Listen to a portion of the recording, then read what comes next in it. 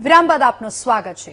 સુરતમાં પૂરની આફત પછી નુકસાનીના ડામ પર મલહમ લગાવવા માટે રાજ્ય સરકારે સહાયની જાહેરાત તો કરી દીધી છે। સરકારની આ સહાયની જાહેરાતથી નાના લારી ધારકો તો ખુશ છે, પરંતુ દુકાનદાર વેપારીઓમાં નારાજગીના સૂર સંભળાયા છે। ત્યારે સરકારે કેટલી સહાયની જાહેરાત કરી છે અને શું કહે છે સુરતના વેપારીઓ, આવો જોઈએ આ રિપોર્ટમાં।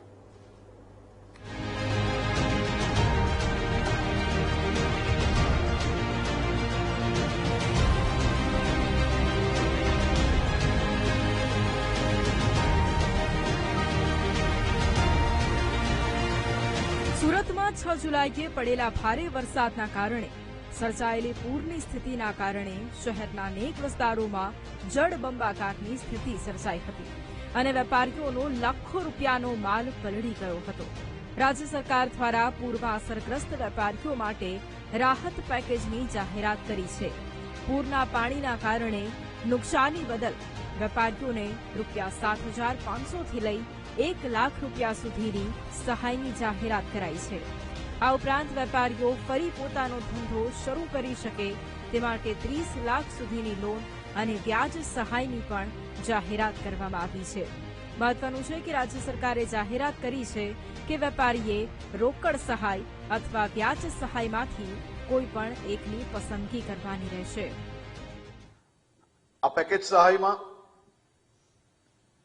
જે કોઈ લારી કે રેકડી ચલાવતા હોય અને જેમને લારી કે રેકડીમાં નુકસાન થયું હોય એવા લોકોને ₹7500ની સહાય કરવાનું નક્કી કરવામાં આવ્યું છે।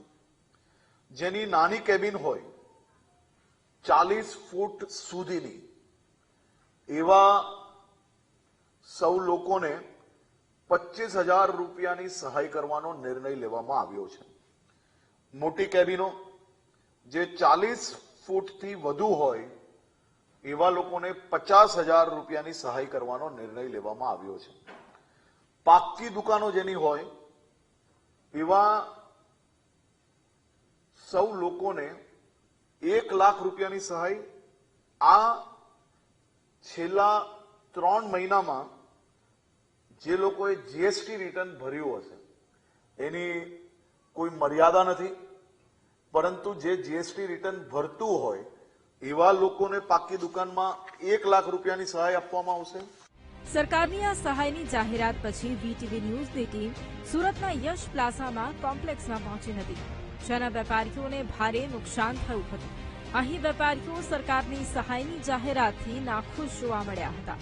વેપારીઓ સાથે વાત કરી તો સાંભળો તેમણે શું જણાવ્યું। સરકારે જે અત્યારે જાહેરાત કરી છે તો મારો તો એક જ કહેવાનું છે કે ભાઈ મારે જેમ 40 લાખ રૂપિયાનું નુકસાન છે, મને 40,000 રૂપિયા આપે છે તો હું સામેથી 40,000 રૂપિયા હજી આપું કે અમને ન્યાય આપો, કે વળતર આપ્યું હોય તો કંઈક સારી વળતર આપો, ન કરતા બીજી ન આપો, એમ ભીખમાં વળતર ન આપો। પ્લાઝામાં 4 દુકાન હતી અને બધું મળીને મારું 1.5 થી 2 કરોડનો માલ ગયો છે।